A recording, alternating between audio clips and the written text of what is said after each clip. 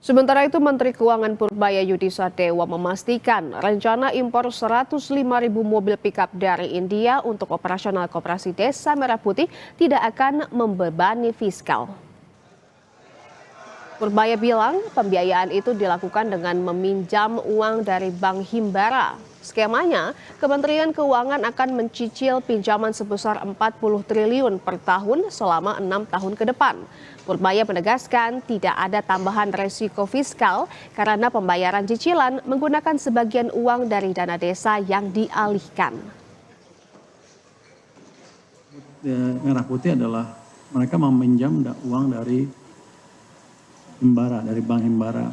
Kewajiban saya Kementerian Keuangan adalah setiap tahun kira-kira akan menyicil pinjamannya sebesar 40 triliun